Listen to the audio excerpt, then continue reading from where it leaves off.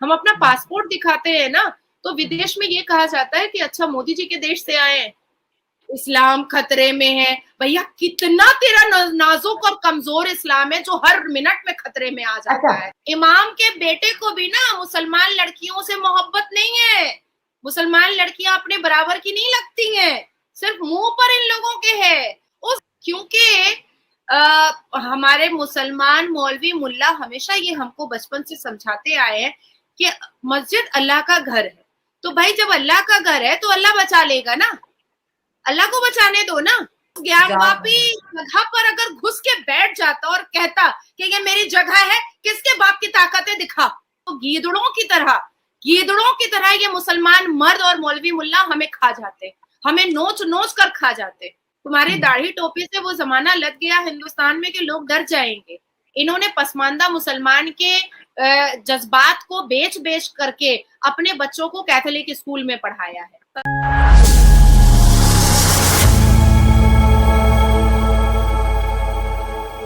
इस पूरी दुनिया में 14 कंट्री मुस्लिम ममालिक है, ठीक है। तो जब इस पूरी दुनिया के किसी भी मुस्लिम कंट्री में हमने या किसी और भी कंट्रीज में हमने ऐसे नाम की मस्जिद नहीं सुनी, तो फिर ये अचानक से वाराणसी में ज्ञानवापी मस्जिद कैसे हो सकता है? नहीं हो सकता है। अब मैं आपको बताती हूँ उसकी पूरी रियलिटी। हमारे हिंदुस्तान में देखिए, पाकिस्तान में एक रूमर तो है ही है कि मुसलमान बहुत डिप्राइव है, ठीक है। अभी मैं आपको बताती हूँ कि हमारे हिंदुस्तान में पूरे के पूरे मुसलमानों का एक गुट है जिसका नाम है all India Muslim personal law board, जो वक्फ बोर्ड के हिसाब से लैंड माफिया चलाता है, शरिया के नाम पर मुसलमान लड़कियों को डिप्राइव करता है, मुसलमान लड़कियों पर अत्याचार करता है। और जितने भी औरंगजेब और जितने भी मुगल बादशाह ने हिंदुओं की मंदिरों को, हिंदुओं के गुरुकुल को, हिंदुओं के स्थापना की जगह को लूट पाट मचाया था, उनका ये देख रेख कर रहे हैं। हमारे हिंदुस्तान में औरंगजेब की ठरकजेब औलाद बहुत सारी है, हमारे हिंदुस्तान में मुगले आजम की ठरके आजम औलाद बहुत ज्यादा है यहाँ पर, जिनको 4 बीवी बिस्तर पर चाहिए होती है और आसमान पे 72 वर्जिन हूर भी चाहिए होती है। तो ऐसे ऐसे ठरकजेब और ऐसे ऐसे ठरके आजम, ऐसे ऐसे मुसलमान दाढ़ी और टोपी लगा करके लुंगी उठा उठा करके नाचना स्टार्ट करते हैं। अब क्योंकि हमारे मुसलमान मौलवी मुल्ला हमेशा ये हमको बचपन से समझाते आए हैं कि मस्जिद अल्लाह का घर है। तो भाई जब अल्लाह का घर है तो अल्लाह बचा लेगा ना, अल्लाह को बचाने दो ना। एक तरफ तुम कहते हो कि तुम यूसीसी नहीं मानोगे, दूसरी तरफ तुम कहते हो कि तुम शरिया लॉ को चलाओगे, तीसरी तरफ तुम कानूनी दावपेच लगा करके तुम एक मंदिर को हड़प करके मस्जिद बनाने को तैयार हो। तो पहले खुद में तो तय कर लो कि तुम करना क्या चाह रहे हो। तुम्हारी दाढ़ी टोपी से वो जमाना लग गया हिंदुस्तान में कि लोग डर जाएंगे। और शैला, आप मेरी बात को बगौर सुनिए। जी जी। 5% हिंदू की मेजॉरिटी इस हिंदुस्तान में है, और उनकी इन सनातनों की आप तारीफ मुंह से निकल जाएगी आपके भी पाकिस्तान में रहते हुए कि कितने शरीफ है कि अपने मंदिर की लड़ाई कानूनी तरीके से लड़ रहे हैं, रोड पे नहीं उतर रहे हैं। मैम मैं ये कहूंगी शरीफ नहीं है, पढ़े लिखे बाशऊर लोग हैं। अब आप सोचो कि वो चाहते, आज अगर 85% हिंदू उस ज्ञानवापी जगह पर अगर घुस के बैठ जाता और कहता कि ये मेरी जगह है, किसके बाप की ताकत है दिखा लेकर के हमसे, क्या ये महज 14% हिंदुस्तान के मुसलमान उसको बचा पाते? कभी नहीं बचा पाते। लेकिन सनातनी को मैं हाथ जोड़कर नमस्कार करूंगी, हेड्स ऑफ करूंगी कि कानून पर भरोसा कर रहे हैं और पूरी शराफत से, पूरे सिविलाइजेशन से और पूरे पोलाइटनेस के साथ कानून के हिसाब से हर एक स्टेप ले रहे हैं और मोहब्बत से समझाते हैं कि अगर ये आपकी मस्जिद निकली तो आप रख लेना, और अगर ये मेरी मंदिर निकली तो हमें दे देना, ये कानून पर हम छोड़ रहे हैं।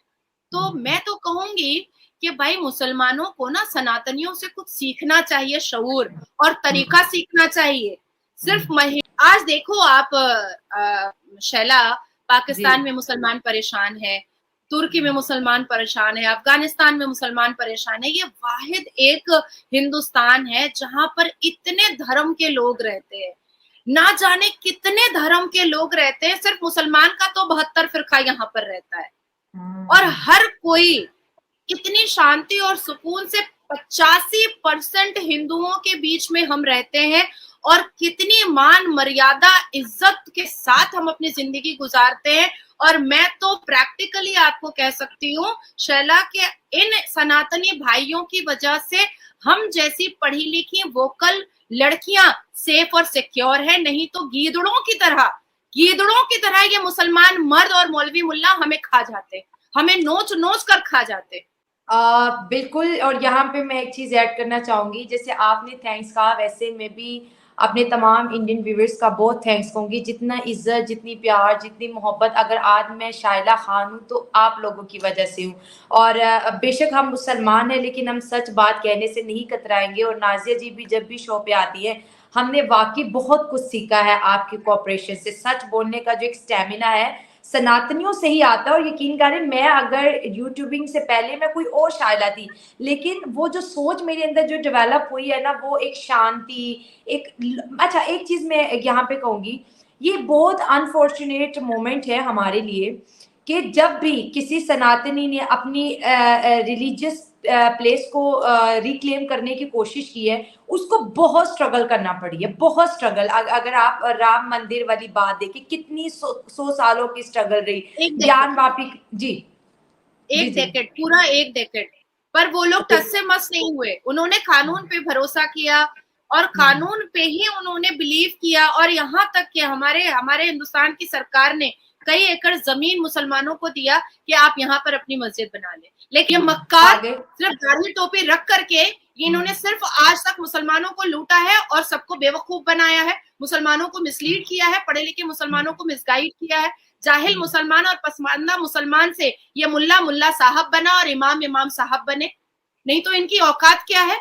ये पढ़े कितना है, ये कितने वेल क्वालिफाइड है, ये जानते क्या है? इनको क्या पता कि एमबीबीएस क्या होता है, इनको क्या पता एलएलबी क्या होता है, इनको क्या पता संविधान क्या होता है, इनको क्या पता आर्कियोलॉजिकल टेस्ट क्या होता है, सर्वे क्या होता है? अरे इनको तो दो वर्ड अंग्रेजी नहीं आती है, इनको 2 वर्ड कोई किताब से पढ़ना नहीं आता है, हिल हिल करके सिर्फ अरबी में कुरान पढ़ लेते हैं, जो अरबी जानते भी नहीं।